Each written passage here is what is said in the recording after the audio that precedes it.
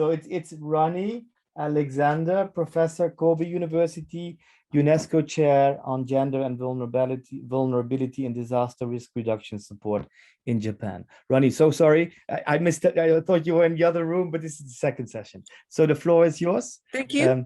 We look forward to listening to you. Okay. Thank you. And so I will share my screen. So I will try very hard to keep to the time here. I'm Ronnie Alexander, and I'll be talking about my own research, which is related to our UNESCO chair, and it's about art and stories of expressing being and feeling safe in disaster support in Japan, and a relationship with COVID-19. A little bit different from the technical focus, but maybe this will be amusing for you.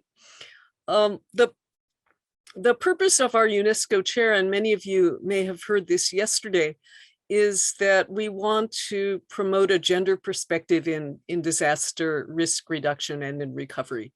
And we work with 5 countries trying to do this. And if you're interested, I'm happy to send you to our website.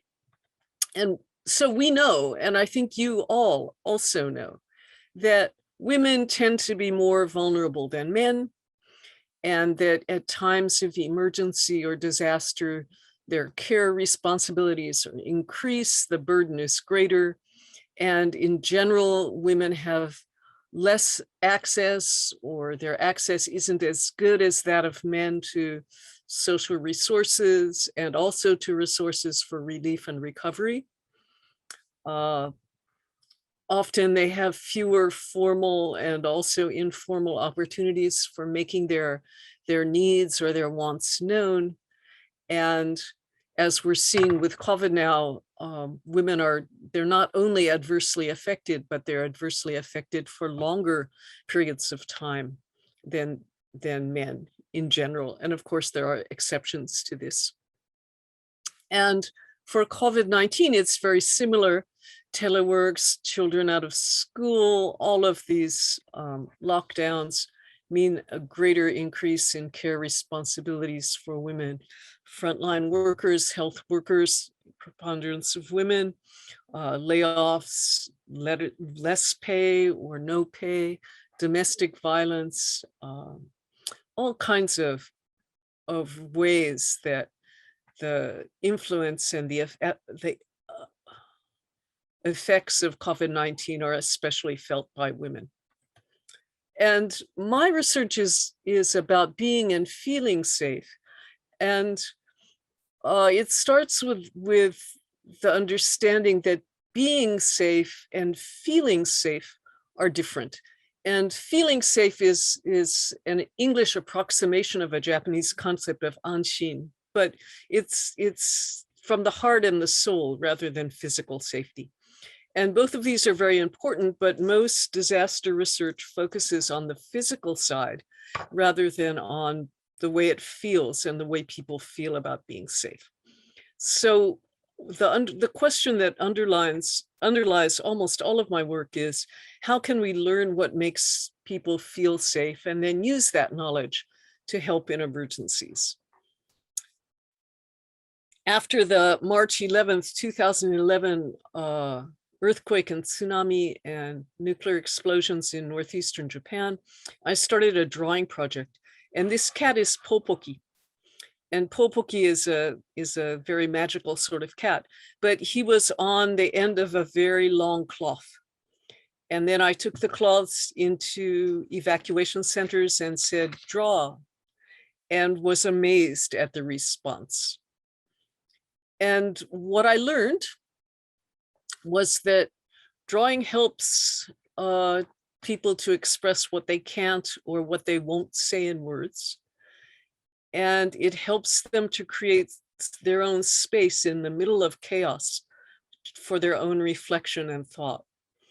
And also, people tend to talk when they draw. And so it helps to give people a way to communicate and to connect. Drawing also is a way to collect alternative accounts of trauma and disaster, because after an emergency or a disaster, people gradually, their stories become very similar. but this is a way to find the stories that aren't being told. And it also helps to bring the everyday back into abnormal times. So based on this, when COVID-19 happened, I began to think about how can we search for Anshin? How can we look for this and bring it back into the everyday in life in Japan during COVID-19 to promote meaningful communication, to create spaces for reflection, and to collect alternative stories for disaster. And up until then, the drawing has always been by somebody else, but I began with my own drawing, and hopefully this is a short 3-minute video that I wanted to share with you, which is loading anyway.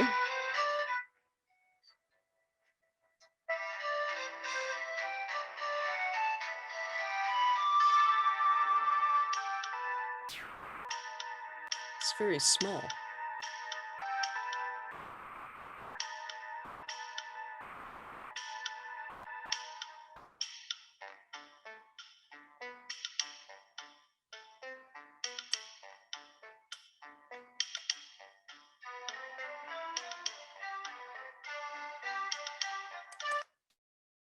Can you see?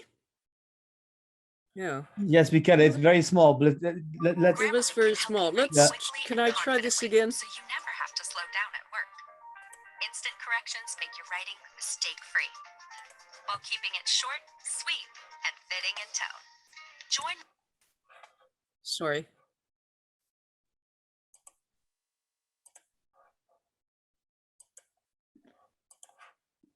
Yeah. Okay.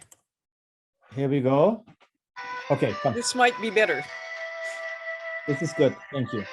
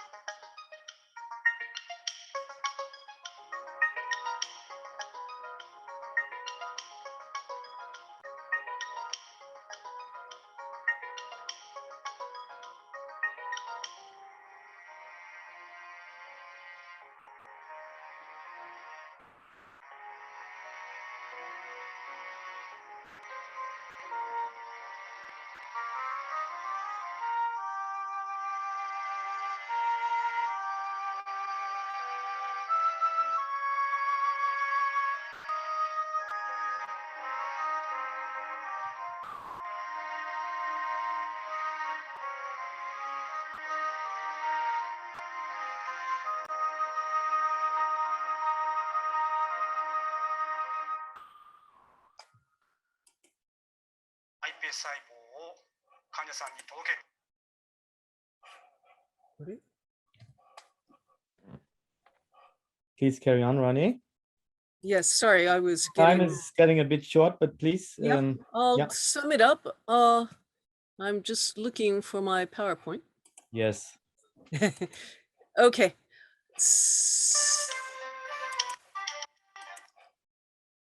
So what this is about is that every day, and you can find it today too, starting in about March of last year, I drew one Pulpuki with a mask and put it up on Facebook, and have done this. So now there are about 500 of them.